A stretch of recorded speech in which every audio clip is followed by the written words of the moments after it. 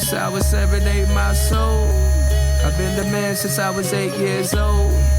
May the heavens spare us for every .8 we sold. It was supposed to be a All right. Welcome, everybody. This is episode 40 of People We Could Live Without. I'm in Atlanta now. It took me 8 hours to get here from New Orleans.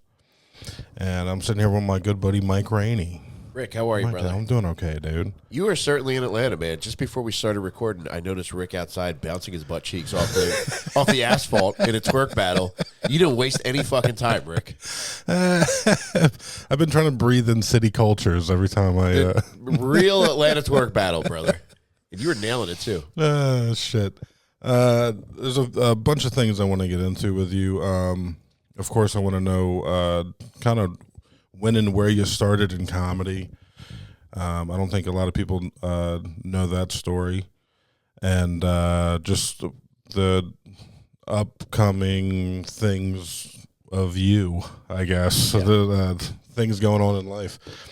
I do want to start with, I want to say this is how we met. It was your On Perks show at Helium.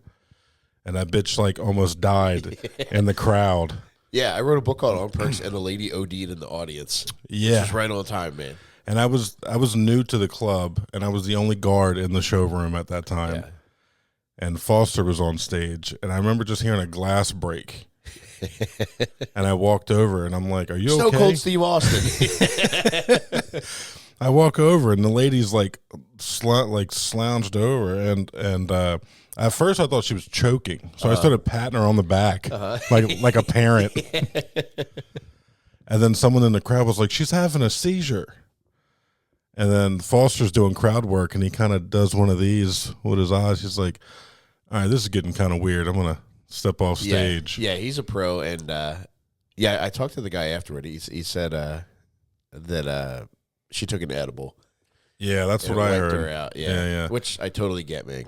But when the show continued, about I don't know, half hour later maybe, you came. I remember you came out on stage and was like, "If anyone fucks up my show one more time, do it now." It was my big book release party, and Yeah. I can't have people falling out. The attention's got to be on me, man. Yeah.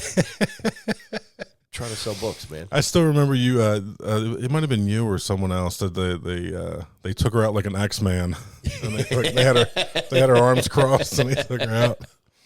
And then later that night, the lady fell right in front of us and broke the glass and cut her fucking hand and all that. You're like, Jesus Christ. Yeah, that was a weird night, man. That was a wild night. And I'm trying to think of like any other situations where people might have been fucked up during your show. I know that somebody died in the bathroom at Helium during a Tommy Davidson show. Oh, I did hear about that. Yeah, and he was very funny about it. He's like, the next night, he's like, I just want to say somebody died in the bathroom last night, and I just want to say how beautiful it is that that's how they chose to exit this life. It's like, dude, nobody's picking to choose to die taking a shit. They're cutting a line in the bathroom or something. Yeah. Like. Yeah, it's like I want to die at fucking Tommy Davidson. Very funny guy, but they're not choosing to die taking a shit at your show. Shit. You know how I would feel if I knew someone died while I was on shift as a security guard? Yeah, I mean, like that. Excuse me. Yeah, that would fucking suck. But yeah, I want to say that was how we kind of like first met. That was like our first like actual conversation, was someone almost dying at your show. But I mean, we've fucking ran into each other 1,000 times since then. But we're both just exiting Skankfest, which was everyone's saying it was the best one so far. That's what I keep hearing. Yeah, dude. This is my 5th one. Okay. I went to Houston, and I think there were 3 in Vegas, and we just had the one in New Orleans, and I've had a blast at every one. However, they're so detailed with the preparation for Skankfest that like every year you could see definitive differences and improvements and things they've taken into consideration and worked on. And one of the biggest things that I saw an improvement in this year that I really appreciated was this venue had so much more space than previous Skankfest. Yeah, especially the main room. Yeah, it was really nice to be able to fucking spread out and just, feel as though it was like a much more relaxed environment. So if you wanted to chill, you could chill. If you wanted to be hype, you could be hype, be in a more restricted area. So I really liked that they had those kind of options available and have a very scenic. It was a very scenic venue too. Yeah, like we were right off the Mississippi or something. Really, really cool to see. Yeah. There were ships going past too as people were going on. Those trash barges and everything. That was perfect for Skagfest. Yeah. It's like a parade of fucking trash barges and. Yeah. I heard a rumor that I don't know how much this is true, but it sounds believable that New Orleans is the biggest area for cancer because all the fucking chemicals and shit that are in that comes down the river, like all the what do they call it? The fucking not Miracle Grow, the fucking whatever the pesticide bullshit is that they spray on the. All that comes down to New Orleans, and they're like, yeah, don't drink the water down there. You will get cancer. I don't know how true that is. Yeah, I don't know if I drank the water there. I think I drank Tony Hinchcliffe's water, and yeah, that was about it. Yeah, that was pretty much that shit came in pallets. Oh, it was pallets of that stuff. Yeah, yeah, it was very, very fun. I'm still tired. It was a week ago, and I'm still tired. What else is going on, man? I'm still waking up. I got 4 hours of sleep last night. So yeah, I asked Rick if he could come at a specific time this morning, and I was doing another podcast in this room. I just had a parade of dudes coming in and out of this room. So there's no doubt that the poor Indian guy who runs this place thinks that we're filming grotesque gay porn in here. It's just guys and cameras just coming in. We're just all spit fucking cooking morning. Rainy all morning. And it doesn't help too that I just took a shower in front of Rick. So yeah, he did leave the door open for me, which was nice. So where how long have you been doing comedy, and where'd you start? Who'd you come up with? Are they still doing comedy? Dude, I first got on stage in 2003. I had been writing jokes for a year. That eventually I was like, oh, I got to do it. And at the time, the Laugh House was the big club in Philly. It was on South? Yeah, South Street. And I went there to watch open mic, and it was an intimidating environment. I just assumed that every comedy environment was like that, which is nice that I thought that, because the Laugh House was as intimidating as it got. Because on open mic night, there were guys that would do well, but the guys that would eat shit, there was like a peanut gallery. And it was a black club, so it's black people will let you know immediately what they think of you. Yeah. So if they tell me about it. So it's if they thought you sucked, the peanut gallery would let you know immediately. So I just assumed oh fuck, if I'm going to be terrible, they're going to hate me and they're going to let me know immediately. But I was like, fuck it, I'm going to try it anyway. And I came back a couple weeks later, and do you know the Wid? He's an incredible OG comedian who he travels a lot with Kenzel, and he's a prop comic, and he's so fucking quick and witty. He was hosting the open mic, and he kept saying, yeah, you're next. And then he's like, all right, our final comedian for the evening, and it wasn't me. And I was like, oh, shit. So after Wid brought up the last guy, I was like, hey, man, I thought it was next. He's like, yeah, but he stopped in, and he's a regular. I was like, can I at least go on while the mic's still on and everybody's leaving? He's like, go ahead, man. So after the last guy went up, I went up as everybody's leaving, and Wid actually went back up and gave me an intro, which was nice because people had left the showroom, and he's like, hey, if you feel like sticking around, we do have one more, and 5 people stuck around, which I thought was very cool of him and very cool of them to stick around. And I brought my wife with me and my buddy Steve, and I did 3 minutes, and it went pretty well.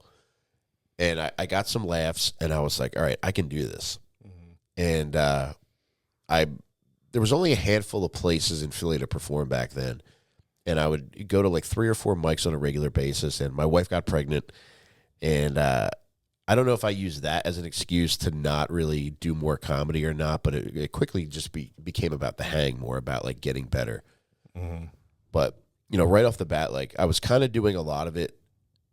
Just doing, it was mostly bar shows because there weren't a lot of clubs in the city. And I took a liking, and he took a liking to me, Reverend Bob Levy, who was somebody that was established, and I really admired him. I had heard him on Stern so many times, and he was doing a lot of, he would put together a lot of his own shows, and he would ask me to be on the shows a lot, and it meant a lot to me just because, you know, there were crowds there that were there for fucking comedy. It wasn't like a lot of bar shows where you show up and they're just like mad that they're doing comedy where they just wanted to drink. So Levy would have like these shows where like he would bring his audience, and you know, pretty early on I felt like, oh, like I can do pretty well at this, but then I quickly got out of control, and you know, I would just quickly reverted to doing mostly mics and just getting incredibly fucked up, and it was just kind of like a waste of time, and like I really, you know, I didn't really pick up any steam just because I was putzing around so much. That's one of my favorite things to tell the new comics that I meet in the Philly scene is the old Shaner war stories of why there's a wall at Raven Lounge and why they're not allowed to have the windows anymore. Yeah. Or posters you see where holes behind them and shit. But that's especially now with you said there wasn't many places to do comedy. Now you can't walk a block in Philly without a damn open mic sign outside, which is kind of wild. Yeah, I mean, it was and there were comedians. It's like I happened to come up at a time where there just seemed to be like a pretty significant influx of guys that were very eager and very into it, and one by one more guys started putting on more and more shows, and I got with a group of like 4 other guys who were as into it as I was at a certain point, and we had a little comedy group called Too Drunk to Fuck, and we would just book our own shows mostly in like Montgomery County, sometimes in Philly, and sometimes Delco. Are they all still doing comedy? No, everybody kind of stopped for different reasons. And they were all so funny, man. And I had so much fun because it's like, at the time, it's like, when you get paid any amount of money doing this shit, it's a big deal. Yeah. And it's even if it's fucking $20, it's like, at that point, you're a professional comedian because you're getting paid to do it. And oftentimes it was like, oh, and you're going to give me free beer too? Like, this is fucking insane.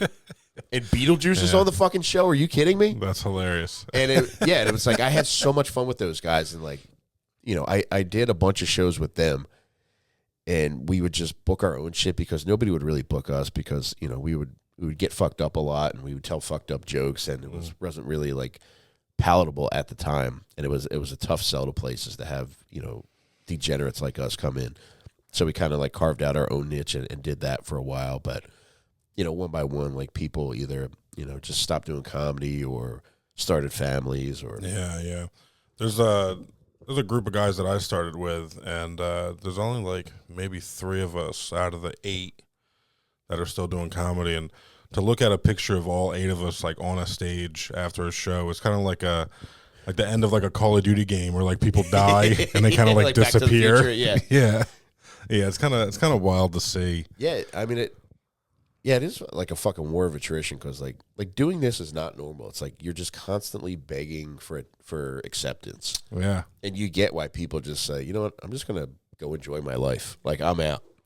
Yeah, somehow I was in New Orleans for a week and a half. That would have never happened if I had a wife and child, which is wild. Yeah, I got lucky, man. It's like, you know, I putzed around so much, and like I said, like over time, like pretty quickly, and then like especially like as, you know, I, you know, grew into it, it just became more about getting fucked up. And like I feel very fortunate, like my wife and I are still together, and she's super supportive.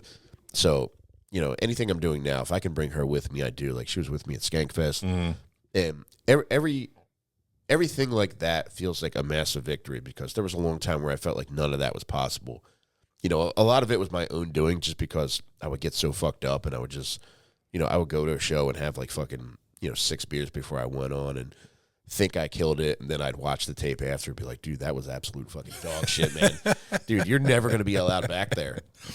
And there were so many of those. That's the worst of like, I'd go up at a tap room at a high note, and I'd be like, I don't know, number 18. So we'd go outside and I'd smoke a blunt, and I'd come inside at the 16th person. Yeah. Waiting for my turn, and I go up there and I forgot everything that I was gonna fucking say.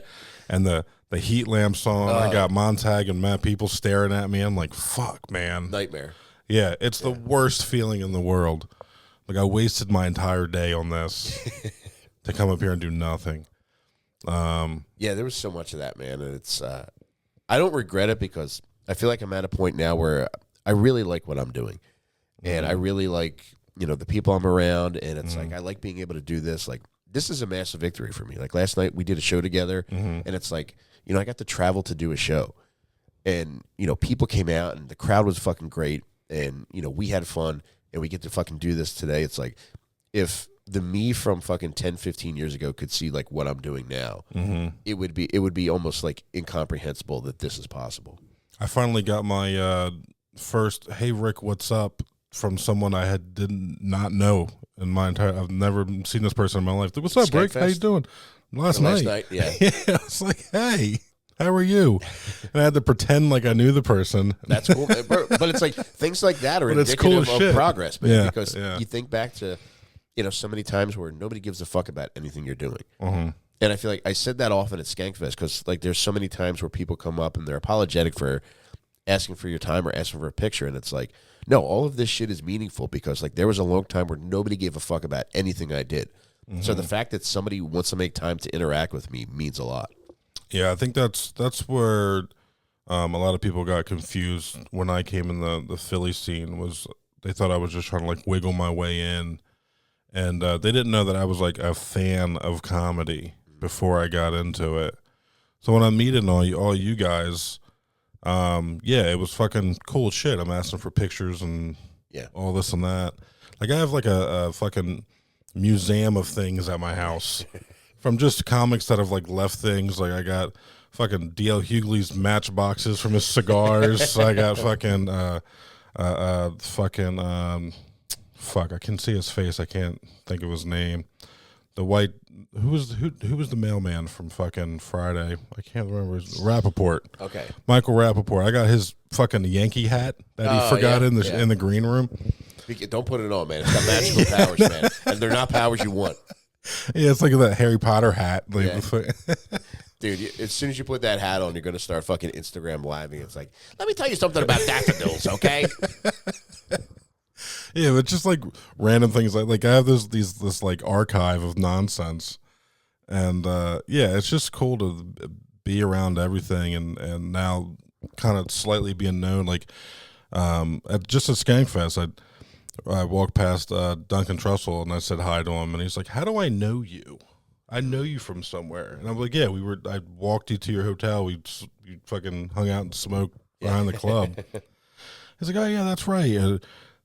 Steve Renazizi is another one where he said the same thing. "How do I know you?" And I'm like, "I'm the one that yanked the bitch out the showroom that rushed the stage that was going to kick your ass, dude." That's it's just very, very cool. It's still, life doesn't seem real sometimes, especially around Skankfest when you're around, like, the Avengers. Yeah. Yeah. Dude, it really is. And it's like, you see guys, like, especially, like, dude, when I fucking started in 2003, like, at the time, like, the biggest guy, and he still is, like, one of the biggest guys to me, is Dave Attell. Yeah. Like, to be able to, like, I remember going when fucking, what was the fucking Comedy Central show? Insomniac? Insomniac. Yeah, dude, when Insomniac, they put out a DVD of Insomniac, and it wasn't widely available, and I went to, like, 3 different Best Buys. I was going to, like, at the time, Borders Books was open, and I was going to a couple different Borders Books. I spent an entire day trying to get this fucking DVD, and I finally found it, and I just went home, and I just remember, like, cracking open Miller High Lifes and watching this Insomniac DVD, and I was like, this is so fucking cool that I now have this anytime I want it.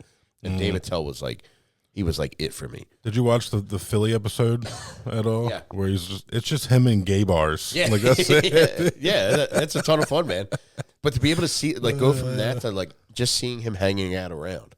And it's like, being able to occupy the same space as Dave Attell now. Yeah. Is fucking insane. It's insane.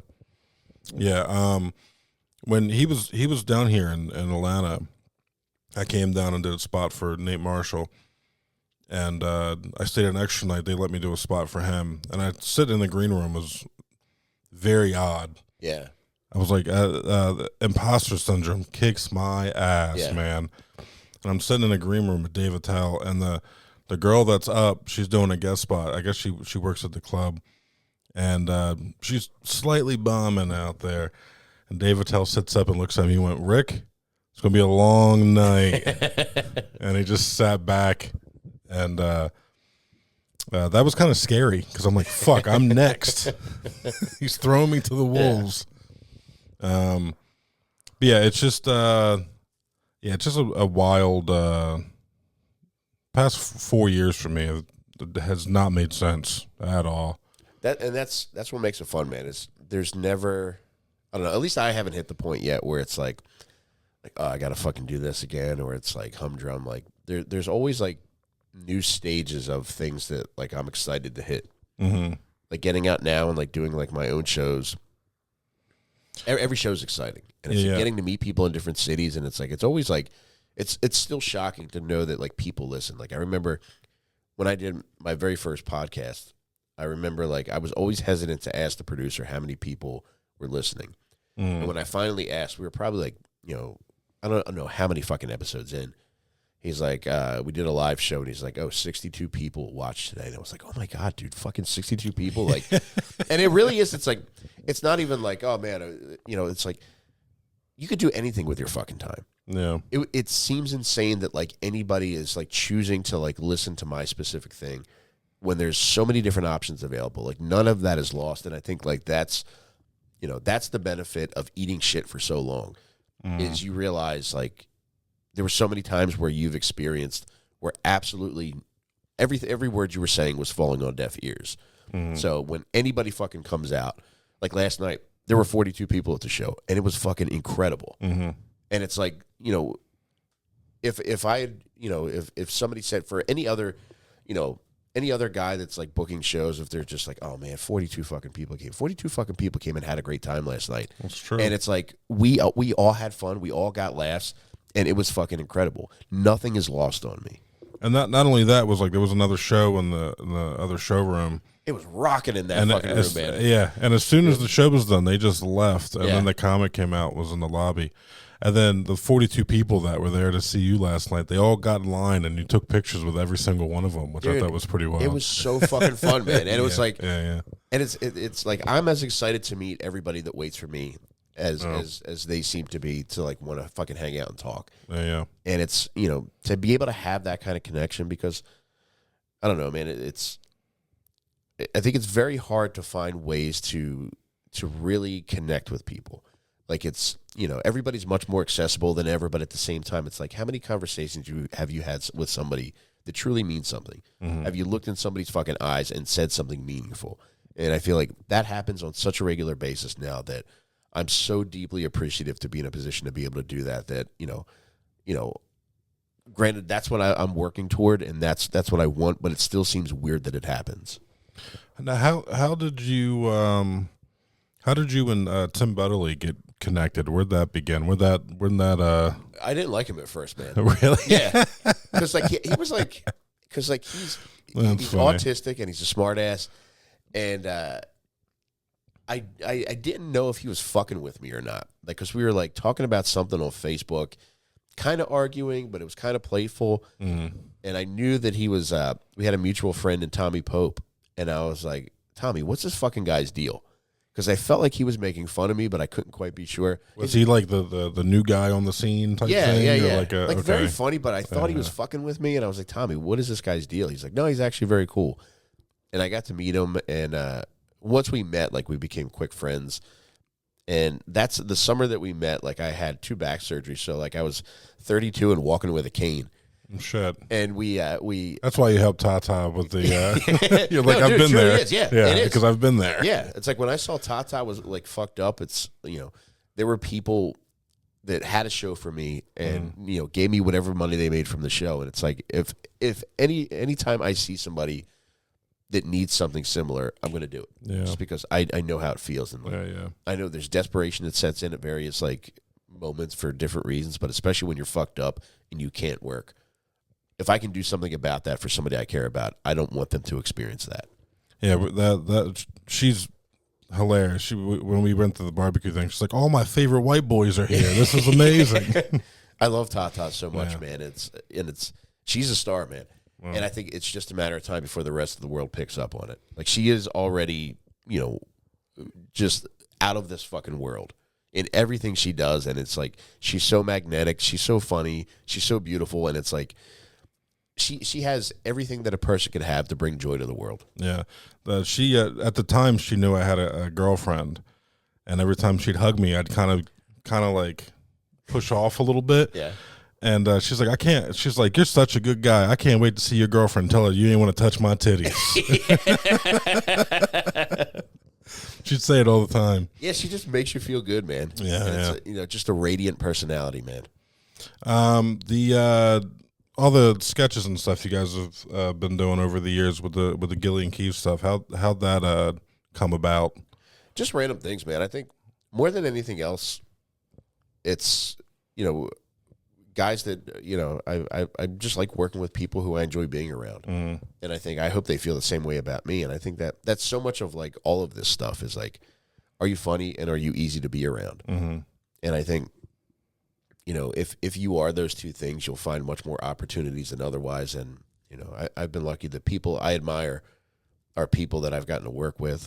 People like Butterly or McKeever or Tommy or fucking Shane Gillis or so many other guys that, are constantly doing things and constantly trying new things. Like I've been fortunate to like be involved with their projects and anything I do, I want guys like that to be involved with as well. Yeah.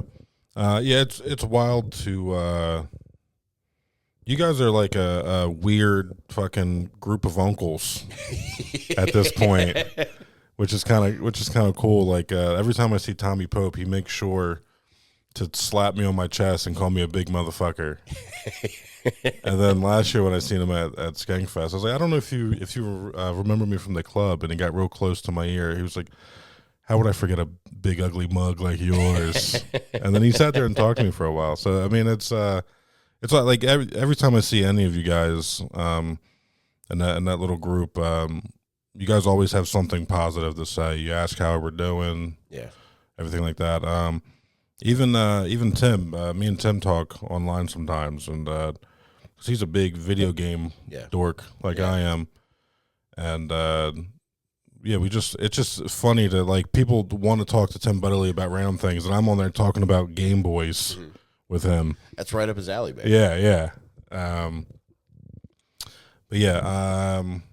What else is fucking going on right now? But I mean, relative to that stuff, it's like all those guys that we mentioned. It's just good people, and it's like good people who I feel fortunate to be friends with, and just guys who I don't know. I think we've each separately lived normal lives, which I think is probably the best training ground for getting to do any of this shit, because like there's definitely a differentiation between guys that have had to live a life and then coincidentally do comedy versus guys who just set out to make a career out of comedy. There's there's an emptiness to so many people. Like I notice it when their objective from fucking day one has just been to social climb. And it's like they look right through you once they realize that like, oh, you can't do anything for me. And versus like guys like like Tim or Tommy or fucking McKeever, it's like guys that have like lived lives while also doing comedy. It's like there's a certain level of humanity that they get that a lot of guys whose entire thing is just being famous and becoming famous and just being obsessed with that don't have. So what was that made the move to Austin for you guys? What was that decision like? How'd that go with the wife and everything? Great, dude. Yeah. I first went to Austin summer of 2025. I came with Jake Matera and John Del Calo. We were doing like Lil Stinkers shows in Texas.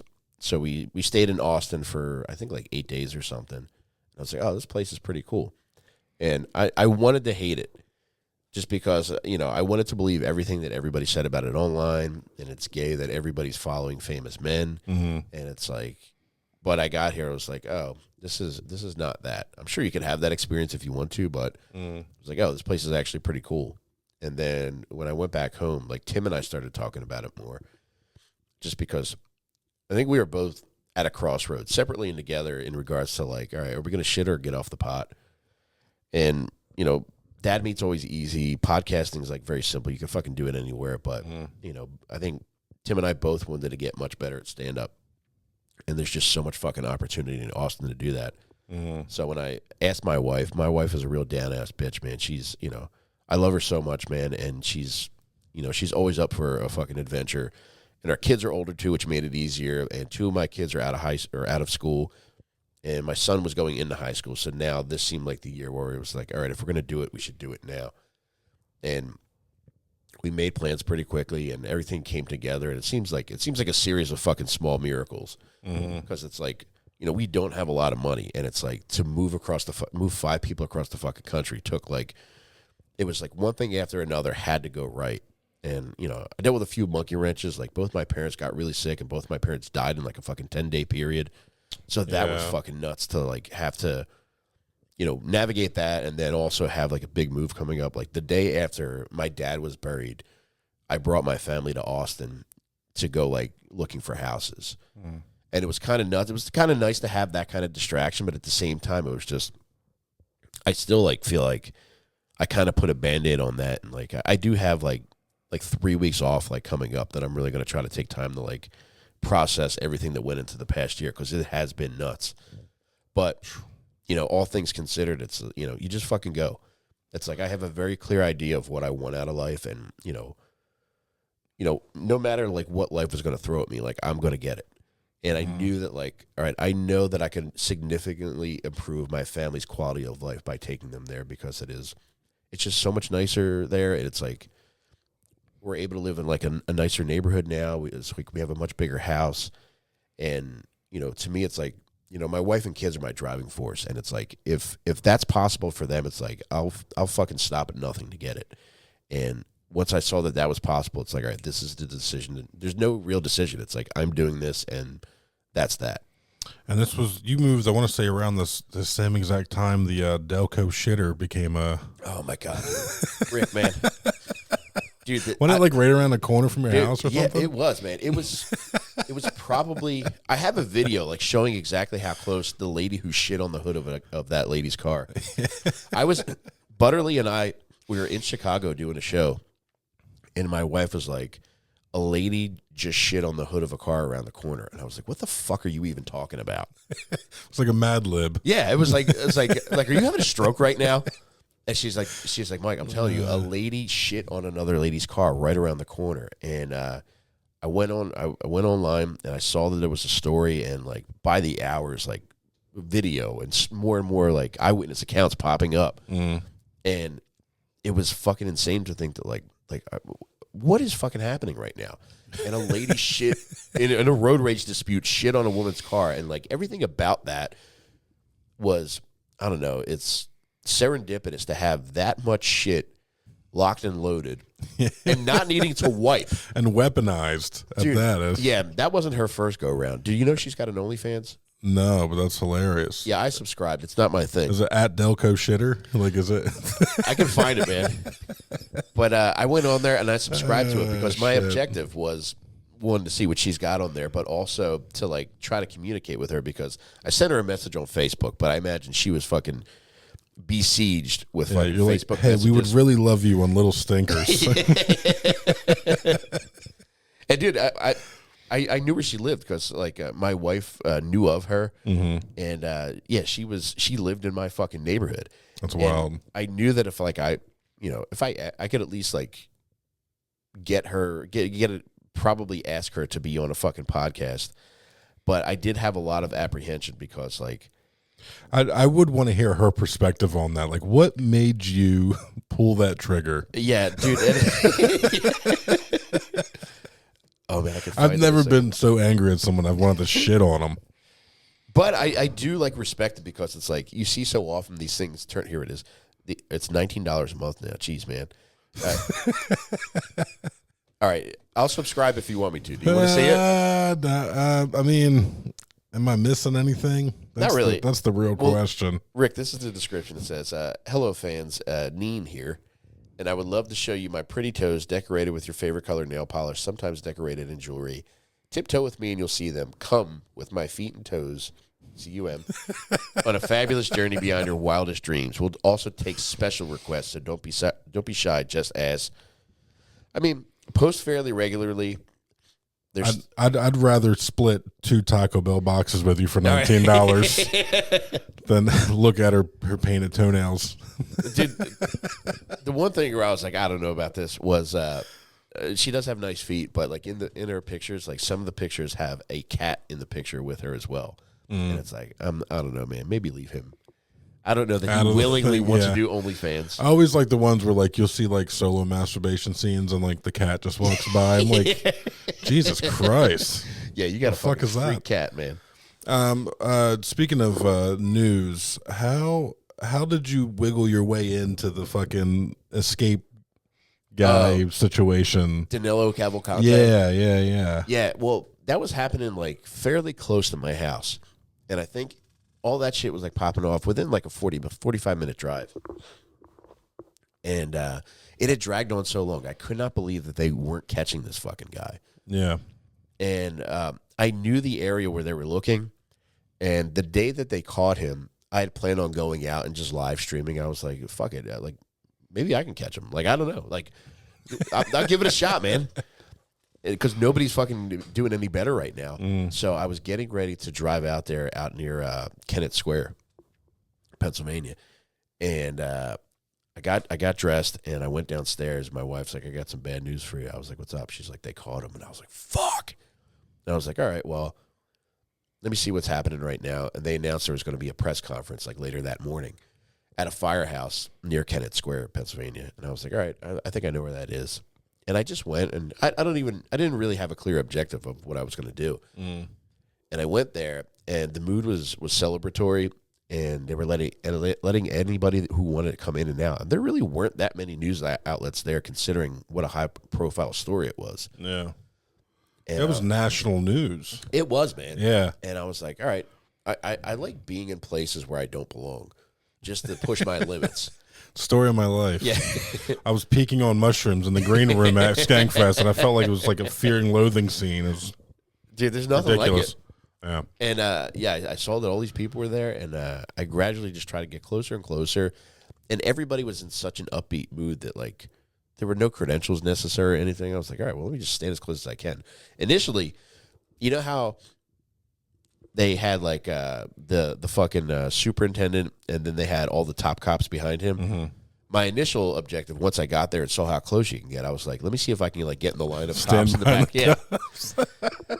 But it seemed like, you know, they were pretty intent on who was going to be behind there. So I was like, all right, I don't know if that's possible. Man. But they were just going around the room, and the mood was light. They were taking questions from the reporters. I was like, well, fuck it. If I raise my hand, if I'm a nice guy, like maybe they'll call on me. And I was like, well, what can I say that would fucking totally derail this shit? Yeah. Because I just like being bad, Rick. And I was like, all right, I think I got the question. And I asked him, like, was there any concern that, you know, he would team up with another small man, Little Rascal style? And it's like, I don't know. As somebody who's bombed pretty often, like, I'm pretty used to feeling like the mood of a room turn in a completely bad direction. I felt like all the air was sucked out of that fucking firehouse. And every fucking eye was like on me, like, who the fuck is this asshole? Yeah, everyone looked at you like, who's this guy? That's great. And then he answered it professionally, but as soon as the words left my lips, like, there were cops everywhere, and I could see like a certain group of cops that were directly across from me leave where they were to walk around the other cops to get to me. And I was like, all right, I'm going to be arrested. Shit. And but they were very cool. They're like, are you with the press? And I was like, well, not exactly. And the guy's like, I'm going to ask you to leave. And I didn't fight it. I was like, all right. And part of why I didn't fight is because I drove there on a suspended license that day. That's hilarious. And dude, I had to walk out of the firehouse, and there was like this like small army of fucking state troopers that I had to like weave my way through. And they were all just fucking giving me a death stare. But it's like, suck my dick, man. Catch the fucking guy then. Catch him sooner. I mean, honestly, I think if you'd have showed up with a tripod with Del Calo and Jake Matera, I think you'd have had no questions asked. Yeah. You probably could have asked 2 or 3 more questions. Yeah, there's nothing saying I can't get like a fucking blazer with a patch that says like CBS 3 or something. Yeah. Who the fuck would know? Yeah. The fucking reporters are yelling stolen valor at you or something. He's ripping it off my chest. Yeah. Yo, your patches are wrong. Did you have like a list of questions that you were going to ask, or was that just the first thing that came to mind? No, I was just like, what is something I could say that could probably derail this shit? Yeah. And it worked, man. And they fucking hated me. Oh my god. Yeah, it was funny seeing that on TV and sitting in the old folks home with my grandma and going, I know that guy. Yeah. Is there anything you miss from Philly? I know for sure you had a bread situation. Oh, dude. Yeah, the bread in Austin is so fucking bad. It's like, yeah. It's like I just had a po' boy in New Orleans. I was like, this bread sucks. it's brutal, man. There's no bread like East Coast bread, man. Yeah. And there was one time where I had, last month, I ordered like 12 fucking Lycios rolls from DeBruno Brothers, and they were delicious, and they held up well in transit, but, you know, it gets kind of expensive. For a dozen rolls, I think it was like $30 or something like that. And I can't spend $30 every 3 days. On 12 rolls. Yeah. So it's I've resigned myself to just getting fucking hoagies and sandwiches when I come back to Philly, which is still pretty often because I got to come back at least every other month. Okay. Yeah, there's a place, real big pizza shop where I'm from in Bridgeton, Big John's, and they're known for their party trays. They just pump out party trays, and they make so much money they don't even have delivery. They're like, people have to come to pick the shit up. That's pretty cool. And they're starting to make like these little boxes that you can like ship to make your own Big John's pizza. That's nice, man. Which is cool as shit. Yeah. Yeah, DeBruno Brothers is really good about stuff like that, where like they'll have like charcuterie arrangements that they'll send to you as like a gift box or gift basket or something. And I really miss sandwiches from Philly. And I didn't realize sandwiches were my favorite food until I left Jersey, Philly area. What have you found that has replaced that? Everything in Tennessee is fucking dipped in concrete and deep fried. So it's like it's kind of hard to. I mean, there's a few places like there's a place just in East Tennessee. It's called Pal's, and it's just a drive-through, and it's just hamburgers, hot dogs, shit like that. That's very good. Other than that, like I ordered an Italian sub, which I shouldn't have done. And it came out, it was on a toasted roll, and it had Wise Italian dressing on it. And I was like, what the fuck? Like, you've never seen me angry in your life. I was heated. I was fucking heated. There was Italian dressing on my sandwich. But yeah, there's nothing really, everything down south is just comfort foods. Everything is like sit at the table, eat with a family type meals. And I didn't realize that our culture up there is just gas station food. Yeah, that's it, dude. And it's. I miss it so much, man. Yeah, dude. Aside from that, there are a bunch of people I miss. Like I miss, seeing all my buddies, which I got to see most of them at Skankfest, which was really nice. But aside from that, like I don't really miss Philly itself because I just had my fill. I lived there for fucking 46 years. And I'm good. I love how Skankfest is starting to become like a family reunion for people that don't have family reunions. It is nice, man. It's like, I have a weird fucked up family dynamic, so it's like same to be able to have, something like that. Like I messaged Lewis, and like he's a very sweet guy. Like the Lewis in real life is not like the Lewis that likes to fucking get under people's skin that you see in your own podcast. He's a very sweet guy. And then I just sent him a message like after the Skankfest. And he's like, I'm glad you're a part of the family. And it was like it really like it does have like what my interpretation of like what a healthy family should is. Like when you're looking forward to see people, it's like you might not see them often, but when you do see people, it's like you just pick up right where you left off. Yeah, it was very cool. I ran into I was up on the balcony watching, I can't remember what show it was, but Shayner and his girl were walking down. And I ordered his new book that just came out, and I was hoping they would come in the mail before I left. And he seen me at the pre-party, and he was like, I have your book. He was like, I didn't want to ship it. I knew you were going to be here.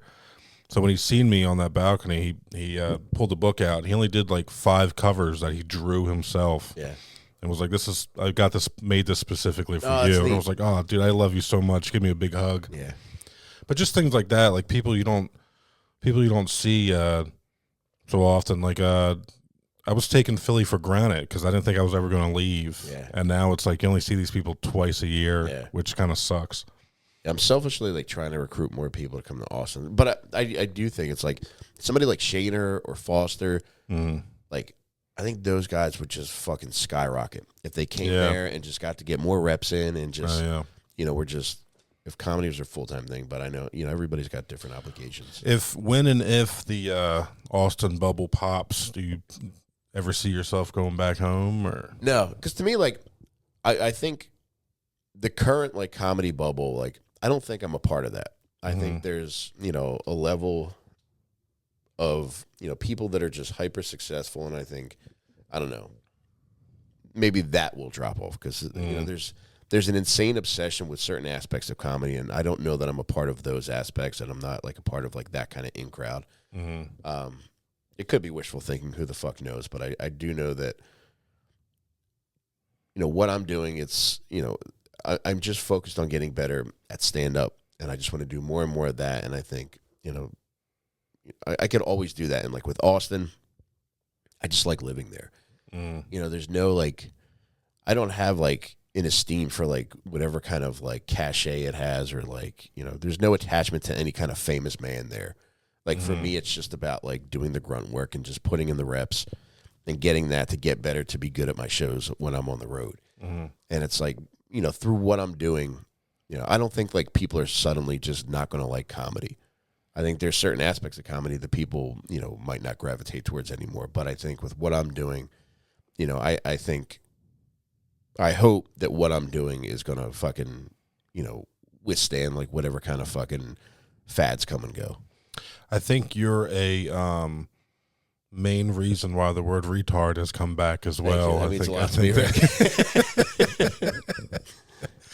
Yeah, there's certain mics and stuff, and I love going to the mics where you can't say specific things, and I'm starting to realize like all the people that are like banned from Fergie's are becoming more popular because they're saying things that they shouldn't be saying there. Or getting kicked out of the mic because they said retard or fag or fucking something. For me, I mean, being a retard is more of a lifestyle. It's not about shock value. It's like I am a tried and true fucking retard, and it's like Jimmy Gillespie told me he brought Timmy No Breaks to Fergie's one night.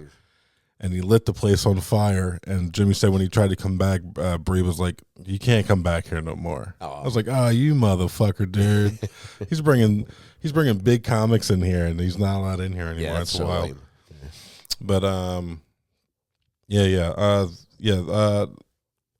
I just moved to East Tennessee about 4 months ago, and it's wild. I'm so used to being around 600 comics to now being around, I don't know, 40. It was not only the culture shock of living, but just comedy in general. Like I feel like I'm starting over. Yeah.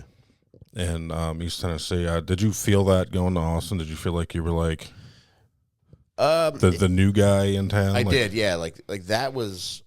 You went back to doing mics. You were like 30th on a mic. Yeah, and it's dude, it was nuts. I remember the time that's like in my mind right now, thinking about that, was I went to a mic at the Creek in the Cave, and it started like a half hour earlier than I thought it would. And I went up to the guy running it, and I introduced myself, and I was like, "Can I get on the standby list?" He's like, "Yeah," and he's like, "Fill out your name." And they had 30 comics already on the list, and then the standby list was just as long. And I was like, oh man, like there's zero chance I would ever throw a tantrum or say like, call Rebecca, she knows who I am. I would never fucking do that. So I was like, okay, I just got to fucking ingratiate myself here and pay my dues. And I've been lucky, man. Like Sean Gardini has been really good about like early on, like introducing me to people and showing me around. And then I think like, he's widely respected. So like if he vouches for somebody, people are more inclined to just be like, all right, cool. You want to do a show just on fucking recommendation alone. And I think more and more that's happened, as to where like, I get to meet people, and going back to what we were talking about earlier, it's like, I think if you show that you're funny and easy to be around, it's very easy to book you. And, you know, that's just my goal. It's like, I want people to know that, like, you know, I'll do a good job. And then when I show up, you know, I'm not going to be a problem. I'm not going to be a fucking asshole. And it's like, I want to get asked back places. So that's why I all the comics that volunteer at Skankfest, I tell them every time I go, network your ass off. Like, if you're a comic, make sure when you meet somebody, I'm a comic in this area, blah, blah, blah. I got 4 spots before I left. Yeah. And like you gave me the one, Gardini. I talked to Sam Talent. He wants me to do a spot for him in Chattanooga.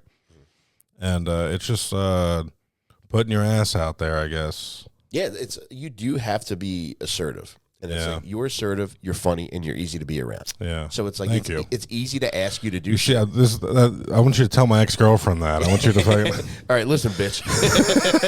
You think he's a fucking problem? Woo, man. Rick, what's his bitch's name? Yeah. But, I mean, like, that kind of shit, and it's like, you know, all of this is a slog. Like, very few people are, you know, have that fucking, you know, overnight success. And it's, you know, for almost all of us, it is you're grinding out like a fucking every yard you can get. And it's like, you have to like look at like little victories and like accept them and recognize them as tokens of you're making progress. Cause it's so easy to get lost and be like, dude, am I wasting my fucking time? Yeah. And should I just get a fucking accounting job or something like that? Whereas you have to be delusional. And you have to like view aside from the delusion, you have to view every small act of progress as a feather in your cap, and that you are moving forward in this shit. Because there's just so much to it, and there's no, you know, if I see so many people, especially now in Austin, that are just obsessed with famous men, and they're just like, if I can just get close to this guy, or if I can just like get on his show, it's like, bro, there is no there. It's like, it's you against yourself the entire fucking time, and it's you putting in an absurd amount of work over an extended period of time to get fucking anything. You know, if a famous man does something for you, cool, but it's like, you can't rely upon that shit. And do you want to rely upon it? Do you want to be relegated to the whims of a famous man liking you? Like, what kind of existence is that? It's 100% true. And especially there are people that think like that, and then once they do meet that person, you find out that like that said person is a douchebag, and you're like, fuck. Yeah. Dude, what was all that for, man? It's you know, I think I enjoy doing all of this. Like the show last night, the act of fucking flying across the country to do a show, doing the show, you know, hanging out with you, getting to do the podcast. That's like, this is shit that I enjoy. Like, I do, you know, fucking 10 podcasts a week, and I love it. Like, I still get excited to do this shit. I just like fucking doing this shit. And I think at the basis of all of it, like, that's got to be, you know, the fucking common denominator for doing any of this stuff. Is like, you have to enjoy doing this shit. You have to be delusional. You have to think that like, okay, I'm going to be able to make a living doing this. Because to me, it's like, how many people can say that they make a living doing comedy? And especially like when you start doing it, you realize like, you know, the percentages, you know, get lower and lower. Then it's like, you know, as you start to achieve more, it's like, okay, well, what kind of like new standard can I set for myself? That was my, when I first started getting booked, I mean, you know, most 15-minute spots are only getting paid like $40. Yeah. And so I'd go do shows, and I'd sit there and purposely drink water and not order food so I could get this fucking $40. Yeah. I started bringing my ex-girlfriend with me, and she was getting Long Islands and wings and all this shit. So by the time the end of the night, they'd give me the $40. I'd just give it back to the bar. Yeah. I look at them like, bitch, you got to stay home. I'm trying to pay the cable bill. What the fuck? I'm trying to pay Comcast. Yeah. And you're getting Long Islands and wings. Dude. And she kind of took offense to it, but I don't even honestly know if she understood that I was like working. Yeah. I don't think she looked at it at that. I always looked at it, or I thought she looked at it as, I'm just getting drunk and high with my friends. Yeah, and it's like, you can also be doing that. You can do that, yeah. You are working, man. It's literally the coolest job in the world. It is. And it's, I I don't know, man. It's now that, something changed for me. Like when I moved, I think the biggest change was that it felt like growing up. And I say this as somebody who's fucking 46. It's like, I feel like I really had to fucking move my feet faster than I ever fucking moved before. Because the old standard of living isn't cutting it for my family. And it's like, now that I see what's possible, it's like, okay, we moved to much nicer circumstances and everybody's happier in large part because we do have nicer circumstances. Like my old house in fucking Delco, where like it was too small. My fucking oldest daughter was living in the fucking basement. Like there was a lot of shame I felt about that because I felt like, all right, can I do more? It's like I feel like I'm working hard now, but it's like, no, like I see what's possible now. Like I moved my feet a little bit faster and I got more out of it. So it's like, all right, I know if I do this amount of work, I can get this. So it's like, and I know it's like, okay, I can do more. I can get more. And it's like, I can achieve more. And knowing that all of that shit is possible, like, I'm at a point now where it's like, to be able to be doing this, like, is insane to me. But I know that I feel like I'm just getting started in everything. I know a year from now, it's like, I plan on doing bigger shows. Yeah. And it's like getting more people to come out and like just having more people like aware of what I'm doing and enjoying what I'm doing. And it's like, I'm old, dude. I'm 46. And it's like I'm still at a point where it's just like I'm hungrier than ever. I want more. I feel like I'm achieving more. But at the same time, it's like all right, I know what else I can do, and I have a very clear idea of what I'm going to accomplish. Everything I've accomplished or I've done in comedy, I feel like it's been out of spite because of when I first wanted to do stand-up comedy. All this stuff started on Facebook, was just me typing out things. And then I caught myself like going in and editing what I was putting. And I didn't know I was sharpening a tool at the time, which was it's cool to look at now. And my ex's older brother commented on something that I put on there about wanting to do stand-up. And he's like, you'll never be funny. You'll never do this. Purposely, my name on Instagram is Ricky Isn't Funny. And I invite him to every single show that I do. And it's just the small things that make my dick hard. Dude, and you have to do that because, you do have to be delusional. Yeah. Because, when to be able, I don't know, like it took me the longest time to be able to shake the idea that I don't have to work at a job that makes me no money, that stresses me out all the time. And I was just resigned to that because it's like that's constantly reinforced throughout your life.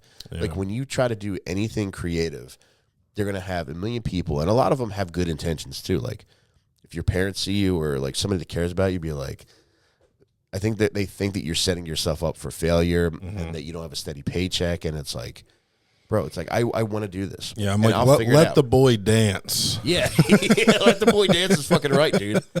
And it's like, you have to. But I think that's the importance of associating with people who are going to help fuel that fire. Not only fuel that fire, but like show you what's possible. Like when I see people, there's so many friends that I feel like and peers that I have that are just like so many different representations of what's possible. And it's like the times where like you can't even develop like a clear vision of what you want for yourself. Like look at it in other people around you. Like you have people on the extreme end of the spectrum, like fucking Shane, who is the biggest superstar in comedy. And it's like, dog, if you saw the shows that he was fucking doing 10 years ago, you would say there's no way that guy can get from that to that. I wouldn't even say 10 years ago. I'd say fucking 6 or 7. Yeah, like 7 years ago. Dude, a picture, like when I remember like when Shane was on Facebook, like I would just make fun of like his face as often as possible. And there was a picture I was making fun of that popped up on my timeline recently where it's like he's doing a show in like fucking Lancaster where he's holding a cat, like for the flyer. That was his headshot. He was holding a cat. That's funny. And it's like, dude, that was 7 years ago. Yeah. To go from 7 years ago where you're probably playing to a room that's mostly empty to sold out fucking arenas is insane. Yeah. And it's like, not everybody's going to be Shane. So it's like, all right, if you're not Shane, like, what are some other ideas of success? And it's like, for me, like my idea of that is like being able to, live the life I want to live and pay my bills and pay all my shit and do comedy. Like, I don't need to be like, need somebody else's like, idea of success or their model of success to meet my own, to feel fulfilled. Because like right now, it's I flew out to fucking Atlanta to do a fucking killer show, and like in a little bit, I'm gonna fly back home to like a house that's full of people that love me, and it's like that's success, man. Yeah, and it's like, and guess what? And then tomorrow night, I'm fucking working again. I'm I got spots tomorrow night. And then I'm going to do spots again next week. And then I go away to Philly to do like fucking more shows. Like to me, that's success. Yeah. Because for the longest time, I worked jobs that, some of them were very fulfilling, but at the same time, I didn't feel fulfilled in doing them because I knew I should have been doing something different, which was this. And it's like, I just needed to fucking unshackle myself because I bought into that whole thing where it's like, how are you going to take a big swing? It's like, if you fucking miss, it's like, are you going to be able to support your family? Are you going to be able to fucking pay for your car? Is your shit going to get repoed? Are you going to be able to pay your rent? It's like, I was eventually able to do that in working my fucking dick off at my fucking day job while also working my dick off building towards getting to this point. Where it's, if I showed people what's in my bank account, most successful people would fucking laugh at it. But to me, that's success. Yeah. Because I know what poverty is. And I know what fucking being broken is.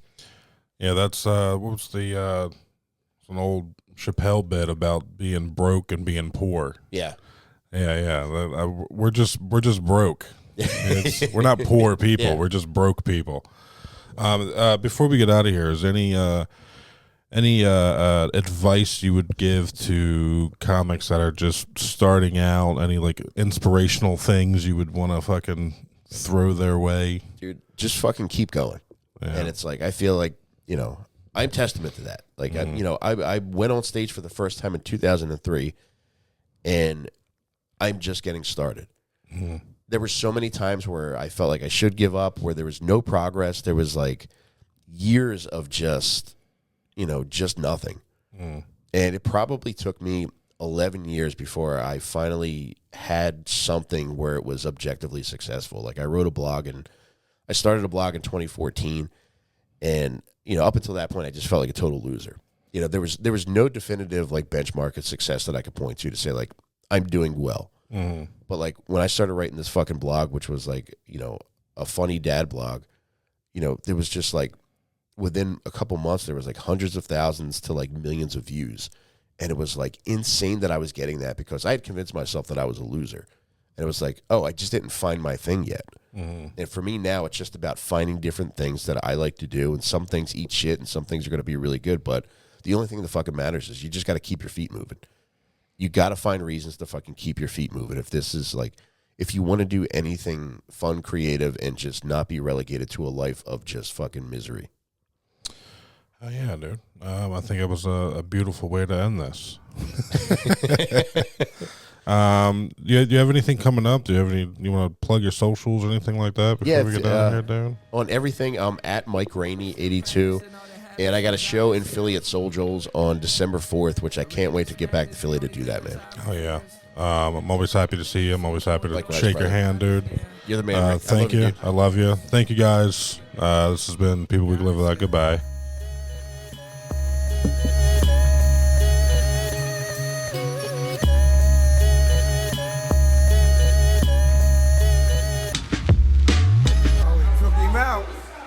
Dropped him.